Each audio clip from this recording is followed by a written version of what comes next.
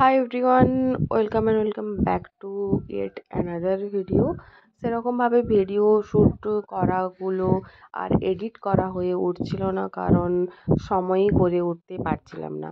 Weather changes এত পরিমাণে হচ্ছে, গরম ঠিকমতো আসছে না, শীতও যাচ্ছে না, তার মধ্যে আবার বৃষ্টি। এতে আমাদেরই অবস্থা তেমন একটা নাজেহাল হয়ে রয়েছে। নাক বন্ধ, তারপরে চোখ থেকে জল জল পড়া, মানে চোখ ছলছল করা, সমস্ত কিছুটাই হয়ে উঠেছে। আমাদের এই ওয়েদারে যখন শরীরটা ঠিক নেই, সেখানে আমার অনিটার তো একেবারে ভীষণ রকমভাবে ঠান্ডার ধাত রয়েছে, তাই একটুতেই ওর হাঁচি কাশি, নাক ঘড়ঘড়, বুকে কফ জমে গেলে যেভাবে ঘড়ঘড় করে ওই রকম কিন্তু করা শুরু হয়েছে। তারপরে ওই কালকে সারাদিন সারা রাত তো পুরো ঘ্যান ঘ্যান করেই কাটিয়েছে। আবার এই হঠাৎ করে সকাল থেকে দেখলাম যে ওর গায়ে জ্বর এসেছে।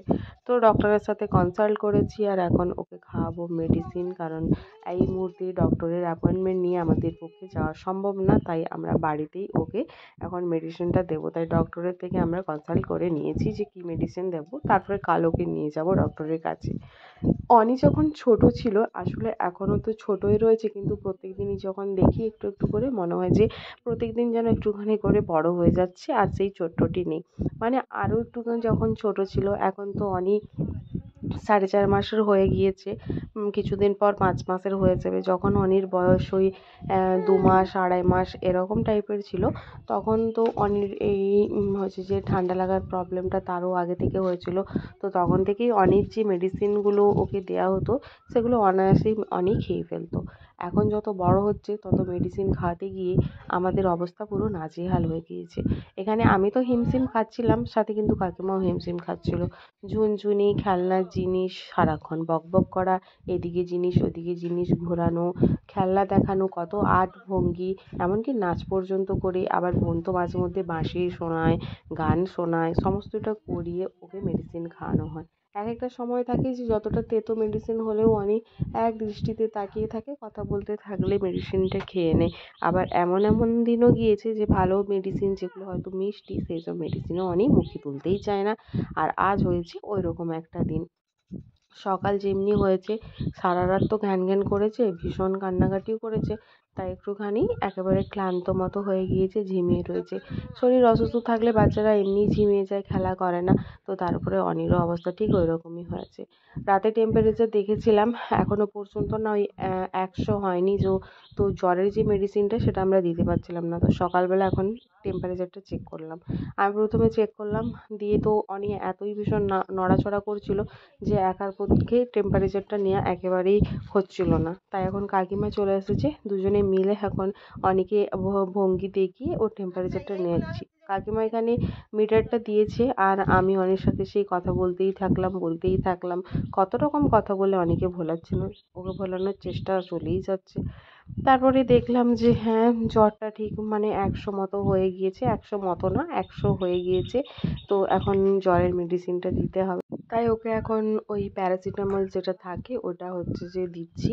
আর এখানে আমার অনবরত হাত যেমন ওর মুখের সামনে রয়েছে, তেমন আমার মুখ কিন্তু চলতেই আছে। আর ও আমার মুখের দিকে পুরো তাকিয়েই রয়েছে, মুখ খুলছেই না, মুখের মধ্যে ড্রপার নিয়ে মুখের মধ্যে ড্রপারটাকে আটকে রাখছে, একেবারেই খাচ্ছে না।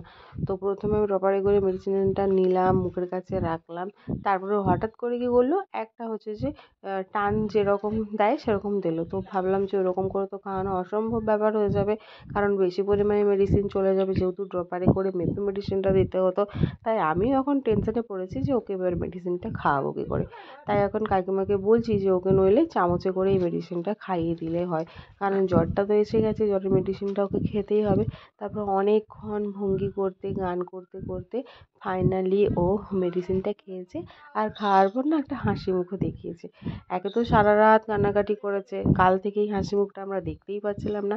ফাইনালি আজকে এরকম জ্বর অবস্থাতেও যে অনি হাসবে, এটা আমরা পুরো আশা করতেই পারি না। এখানে যে আমি এতক্ষণ ধরে এত বকবক করলাম, ক্লান্ত হলাম, নিজের প্রতিও একটা বিতৃষ্ণা এসে গিয়েছিল, কারণ সারা রাত আমার ঘুম হয়নি। তো ফাইনালি অনির এই হাসি মুখটা দেখে এখন আমাদেরও স্বস্তি হয়েছে। সকাল হয়েছে, সকাল থেকে তো আমাদের সারাদিন অনেকেই কোলে করে নিয়ে নিয়ে আর ওর মেডিসিন খাওয়ানোর চক্করেই কেটে গিয়েছে। কাকিমাও কিন্তু এখনও কাজবাজ সেরে উঠতে পারেনি, আর এখন তো বেজে গিয়েছে 9টা, এখনও পর্যন্ত আমি তো ব্রাশটাই করে উঠতে পারিনি। এদিকে খিদেতে পেটে চুঁচো ইঁদুর সব একসঙ্গে কীর্তন করছে, কারণ কালকে রাতের বেলা ঠিক করে খাওয়া দাওয়া করা হয়নি। তো এখন অনি একটুখানি যেন মনে হয়েছে যে জ্বর অবস্থাতেও কিন্তু ওর মুডটা ঠিক হয়েছে, একটুখানি হাসছে, খেলা করবে হয়তো, জানি না, এরকমটাও হয় বলে আমি জানি না। বাচ্চা যখন জ্বর তখনও খেলতে যাচ্ছে। আর কাল কি হয়েছিল, কাল তো টেম্পারেচারটা ছিল না, তখন একেবারেই খেলতে যাচ্ছিল না। এমনটা হয় হয়তো, কাল হয়তো অন্যরকম কিছু প্রবলেম হয়েছিল। সো ফাইনালি অনেকে মেডিসিন খাওয়ানো আমাদের কমপ্লিট হয়েছে।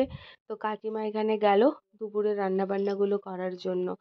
আর আমি ভাবলাম যে অনেকে নিয়ে এবার একটুখানি বাইরে যাব, হালকা হালকা রোদও এসেছে। কাল থেকে তো বেরোনোই হয়নি, রুমের মধ্যেই রয়েছি। আর এই যে লাইটটা, এই লাইটটাতে কিন্তু রুমটা আমাদের ভীষণ গরম হচ্ছে, কিন্তু অনেক এই লাইটটা দেখতে আবার পছন্দ করছে, যার জন্য আমাকে এই লাইটটা জ্বেলে রাখতেই হয়েছে। তো এখন অনিকে নিয়ে বাইরে যাওয়ার আগে এখানে হচ্ছে যে অনির সাথে আমার কিছু মুখভঙ্গি এক্সপ্রেশন চলছে। তো ফাইনালি ওর সাথে আমার খেলাধুলো কমপ্লিট করে আরেকবার আমি টেম্পারেচারটা চেক করার জন্য দিয়েছিলাম মিটারটা। এখানে বসে থাকতে থাকতেই 1 ঘন্টা হয়ে গিয়েছে, এখন জ্বরটা একটুখানি নেমেছে। তো এখন ভাবছি ওকে নিয়ে বাইরে যাব। আর এখন আমার প্রত্যেকটা ভয়েস ওভারের পেছনে আরেকটা ভয়েস ওভার থাকবে, যেটা হচ্ছে যে অনির ভয়েস ওভার। ও না থাকলে মানে এই ভয়েস ওভারগুলো একেবারে কেমন একটা অসম্পূর্ণ লাগে, কারণ অনি আমাকে ছাড়া কোথাও থাকতেই চায় না। তো এই ভয়েস ওভারগুলো আমি যখন দেখছিলাম, তখন এই মুহূর্তে যেমন আমি ওর সঙ্গে খেলা করছি হাঁ করে তাকিয়ে থাকে, এখনও আমার দিকে হাঁ করেই তাকিয়ে আছে।